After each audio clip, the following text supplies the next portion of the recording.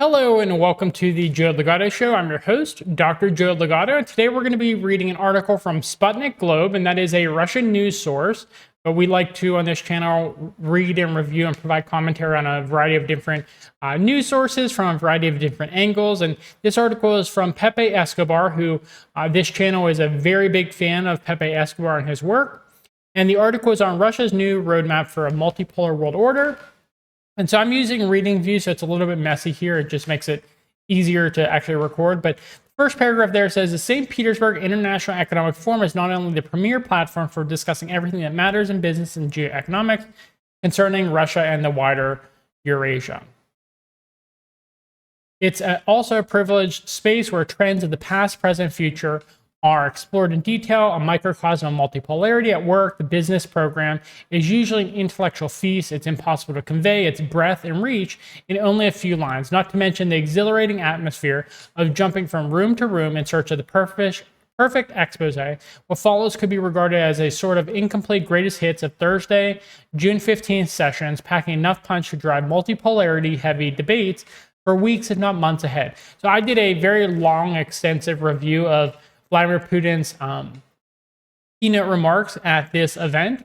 However, Pepe Escobar is diving into other aspects of this event. So let's see what he has to say here. The heavyweight laden panel, How the Russian Economy Will Develop, featured Governor of the Russian Central Bank, Elvira Nabiullina, Minister of Finance, Anton Siluanov, and top Putin aide, Maxim Oreshkin.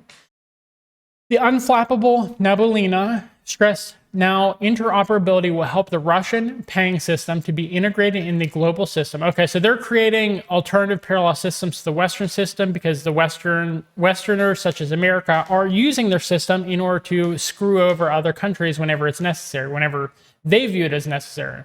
She remains in favor of selected privatization, keeping confidence in capital markets and low inflation. Siluanov was keen on the need to change the paradigm, the importance of the state creating demand.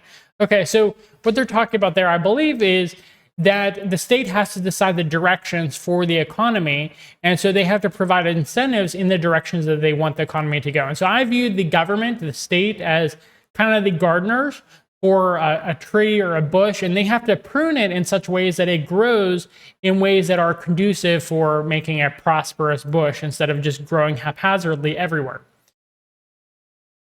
And so if the government thinks that it's in the best interest of the nation to grow in artificial intelligence, then they have to be the one that creates the demand to create the incentives for artificial intelligence. It's not necessarily the case that a free market will go in the directions that are most beneficial for the nation and the community as a whole.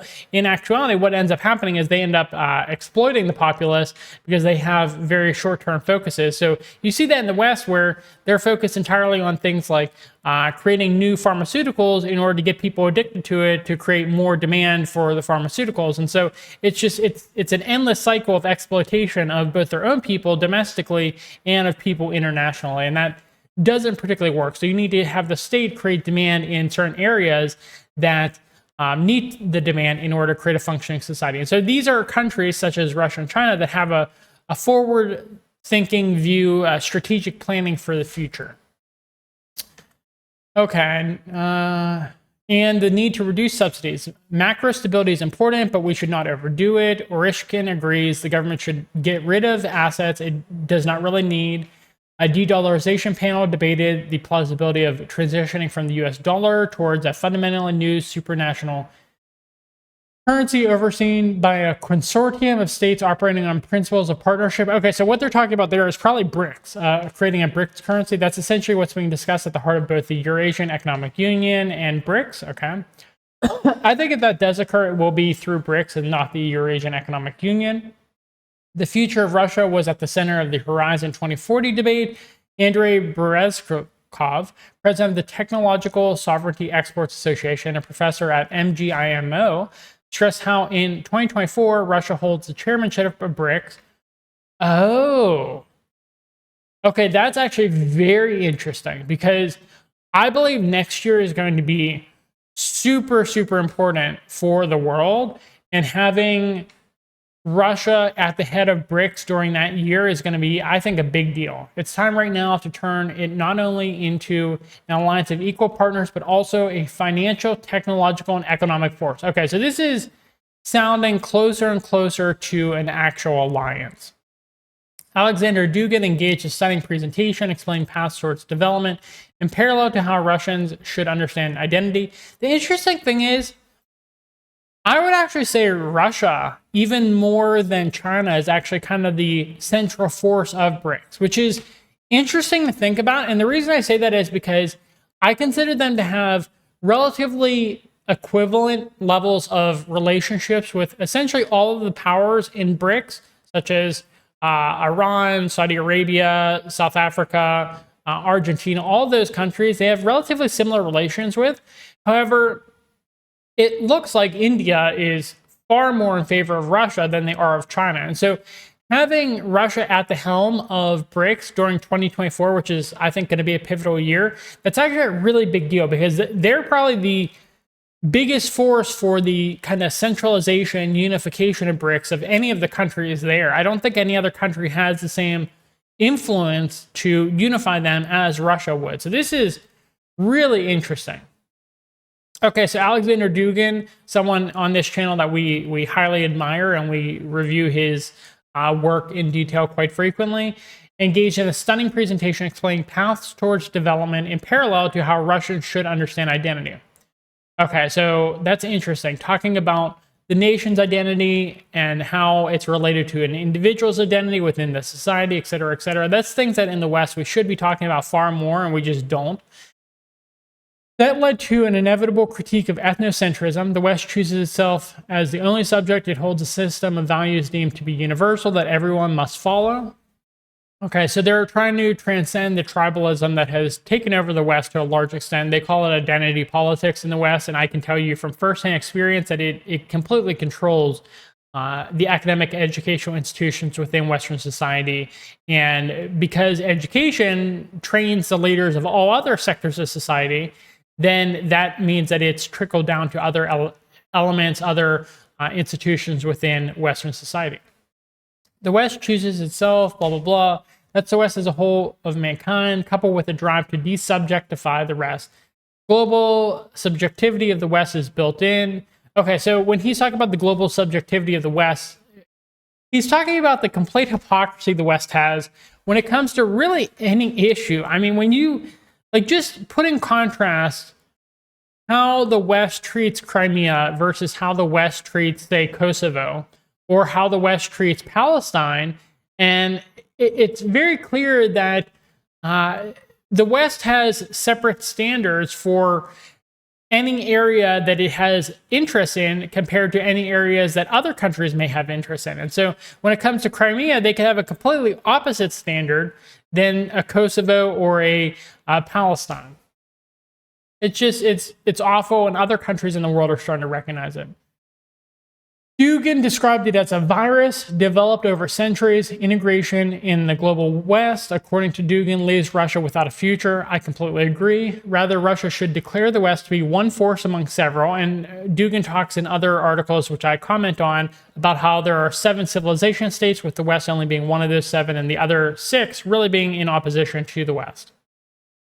Russia should declare the West one force among several, not an existential threat. Russia can proclaim itself as a sovereign state, exercise a mental decolonization of society. I really think that needs to occur too, where the kind of pop culture, media, and entertainment of the West needs to be removed from other societies, because it's harmful to the psyche. I mean, if you look at people over time, the mental state of Americans is deteriorating. Why would you accept that garbage into your country when you know that the media and entertainment apparatus of the West is not even beneficial to its own people? Do you think it's going to be more beneficial to your people? That's how a civilization state that defines its own goals should act. Okay, so you should not be imbibing the media and entertainment of another civilization state. That's obvious. Showing a diagram in 3 steps between red and lilac, Dugin illustrates how Russia can perform the transition from understanding itself in the Western world towards sovereign development. all about SCO, blah, blah, blah, all these other organizations, particularly helpful in a panel that came with a game changer, just like with BRICS, with its new development bank. The SCO is also working to create a development bank. Okay, so how do I put this lightly? To a reasonably large extent, because, okay, so for people prior to World War II, people did not know of the atrocities that the Nazis were committing until after the war was essentially over.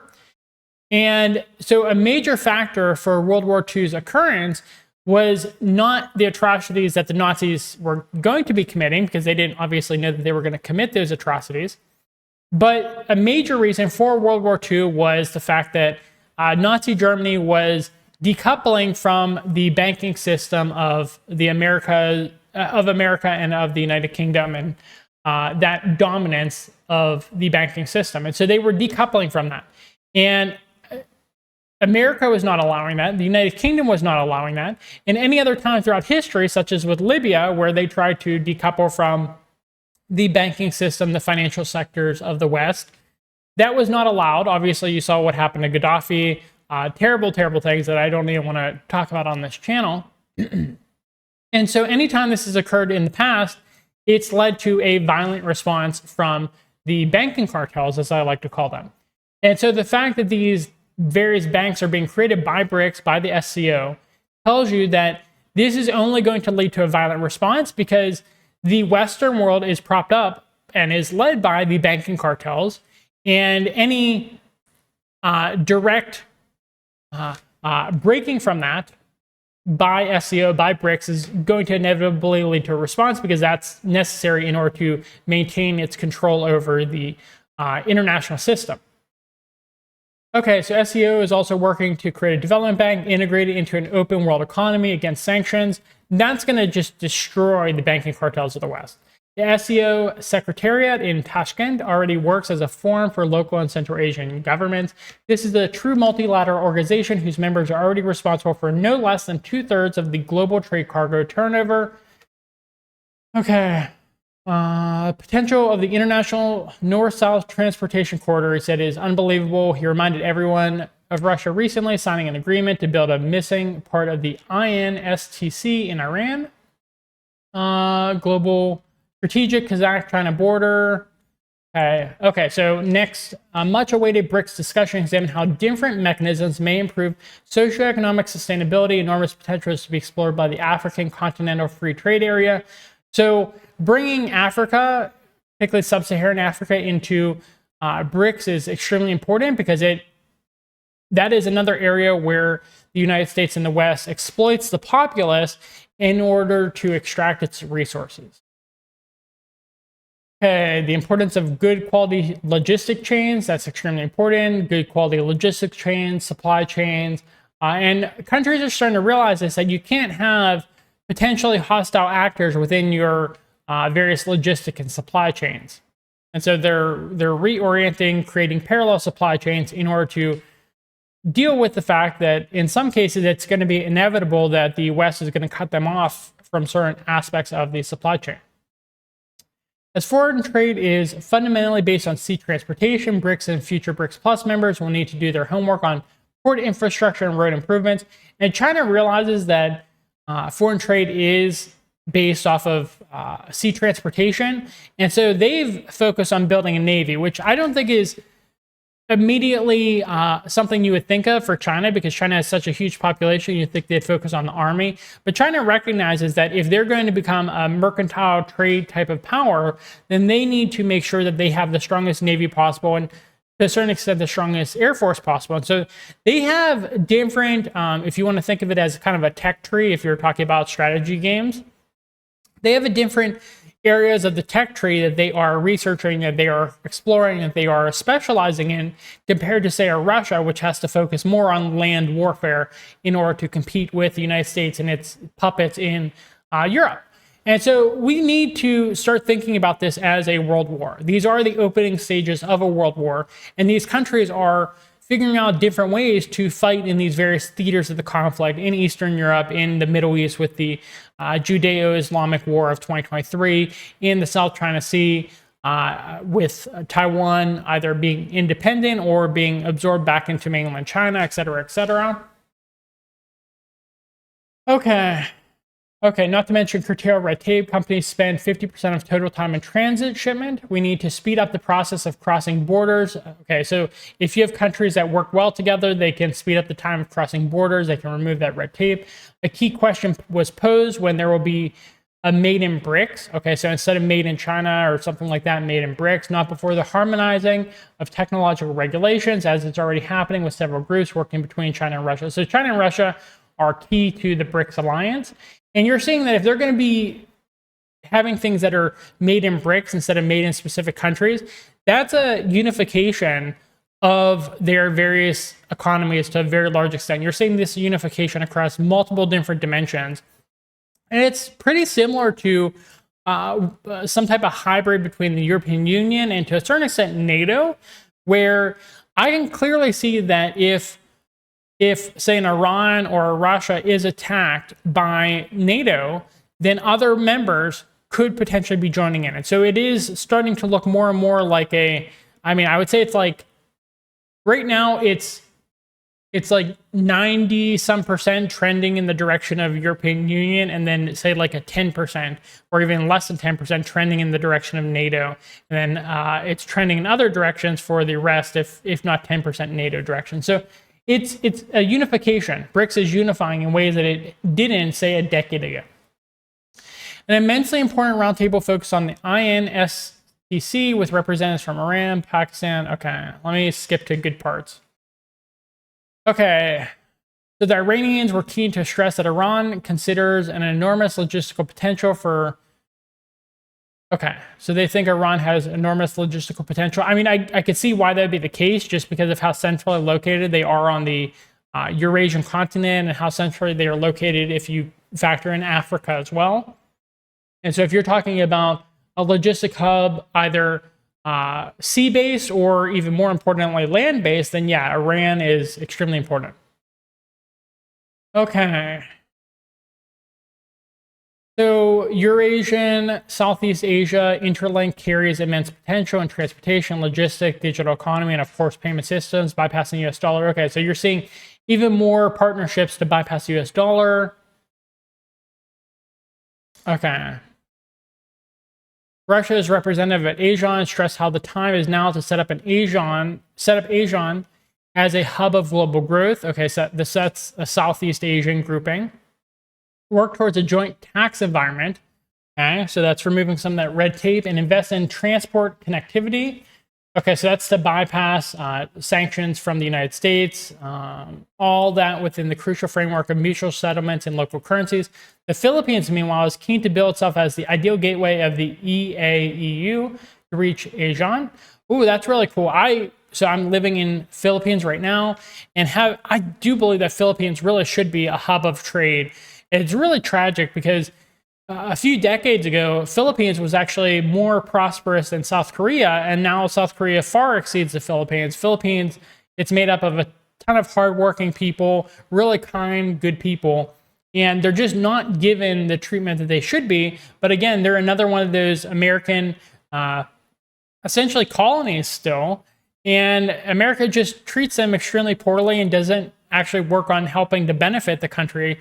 But I think that's changing with China being more interested in the Philippines and more interested in collaborating with the Philippines. And then you have the United States, which does want to use Philippines to fight China. And so Philippines is getting more and more investment, more and more interest from the United States because they need to prop Philippines up to fight China, which I hope is not going to occur, but which might occur. The same way that the United States propped up South Korea in order to fight North Korea. So again, the United States only really helps its vassals if they actually need the vassals to fight and die for them in wars where the United States doesn't want to directly get involved. Okay. So the new world economy, not global, but interconnected. That's interesting. So they're saying that they're going to try to do everything that's important domestically, but they're going to have they're going to be interconnected so they can trade when necessary, but they're going to have strategic autonomy. Okay. Funny how the great globalization beneficiary in the 1990s was China, which doubled the GDP. But then by the second half of the 2000s, the Americans started to dismantle the standards. Okay, so yeah, America really did make sure that the global economy benefited them, and they were even willing to cannibalize their own allies to do that. Protectionism became the norm. Belousev does not believe the World Trade Organization will come back to life. So any countries that get various loans from international organizations that have been controlled by the West, they've become worse off since they've taken on those loans. So these various organizations are just not going to be beneficial compared to, say, an SCO loans or BRICS loans, et cetera, if that ends up arising. He prefers to focus on new countries who would be key players in the New World Order: Brazil, India, Indonesia, Mexico. He sees three possible scenarios ahead: a new Pax Americana based on digital technology, protectionist, a closed Western club. Okay, so let's see how much I agree with these various scenarios.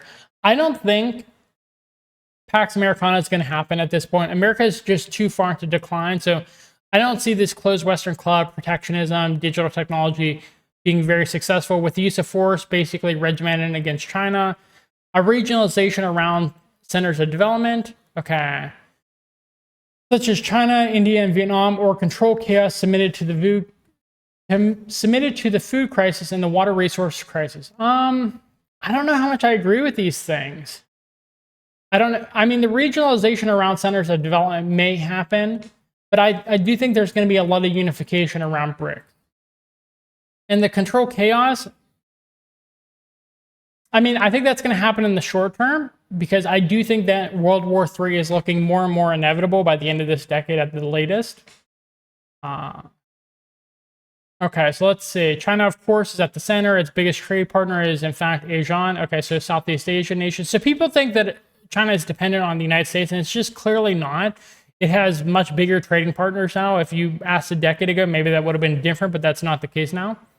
The United States is far more dependent on China than China is on the United States. In parallel, China trade with Russia increased 40% last year, and it may reach way more than $200 billion by the end of 2023, with no less than 70% and counting settled in yuan and ruble. The Russian central bank already holds 40% of its reserves in yuan. I mean, why would they hold the United States dollar at this point when they're not allowed to use the United States dollar? Welcome to the multipolar currency world. The cost of food imports is considerable in some of these Central Asian countries. In many cases, trucks from Europe take 2.5 months to reach Uzbekistan, with transportation costs double. Geez. I mean, no wonder these Central Asian republics would love to work closely with China, because, I mean, food costs alone, that would be very important for them to lower those food costs, because obviously food is important to surviving. At least one could say is that the Eurasian Balkans, okay, so that's what they're calling Central Asia. I guess I can understand that terminology. Uzbekistan is now focused on what else? Transportation corridors via Afghanistan to South Asia, as well as the Chinese project of a China, Kyrgyzstan, and Uzbekistan railway. Belousov, for his part, noted that Russia is able to use no less than 4 basic corridors. 2 are operational: the Eastern Corridor, developed for coal and now being restructured for fertilizers, and the Southern Corridor via the Black Sea to Turkey. Okay, so these 2 corridors are mainly to China, and the other corridor, so that's the first one, the Eastern Corridor, and the Southern Corridor is via the Black Sea to Turkey. So that's why the Black Sea, and that's why Crimea is so important, and that's one of the reasons that this Ukraine war is occurring, is because of the fact that the United States is trying to close off that corridor, and Russia is saying, absolutely not, we need this. And so the other 2 development corridors are the North Sea route, shorter and faster by 2 weeks compared to the Suez. Okay, and the 3 branches of the INSTC east to Kazakhstan and Turkmenistan via Iran, the Trans-Caspian with Astrakhan as the main port via Iran to the south, and the Western Corridor, also an alternative transit to Suez. Not surprisingly, to make it all work like clockwork requires a lot of investment and political stability. Benedict Wiresena from the Beit Aman think tank in Malaysia introduced a useful, cheerful, optimistic element of the proceedings, stressing how ASEAN's GDP per capita, congregating 690 million people, is way higher than the global average. Okay, blah, blah, blah. Let's skip some of this. Okay. India tries to promote technology. All right, so I'm not seeing anything else there I really wanted to go over. Okay, so we already talked about all of this. Yeah. Okay, so just kind of the overall summary here. Oh, I'm already at 20 some minutes. The overall summary here is it's clear that these various gatherings, such as the St. Petersburg International Economic Forum and the various organizations such as SCO and BRICS, are coming up with parallel systems in every way, shape, or form, whether that's things like standards for technologies, coming up with different trade systems, coming up with military agreements, coming up with various foreign policy statements together. So we're saying that with the Judeo-Islamic War of 2023, that BRICS is kind of trying to collaborate right now to come up with a statement and what they think the solution is to the Palestine-Israel conflict. And so we're seeing this various unification and really a decoupling from the West so that the West can't use these mechanisms against the rest of the world. Very, very interesting article from Pepe Escobar here. And I'm glad we had a chance to read it. So if you enjoyed this video, please give us a thumbs up. It helps us in the algorithm. Subscribe to our channel for more content and leave us a comment in the comment box. Thank you for watching, and I hope you have a good rest of your day. Bye.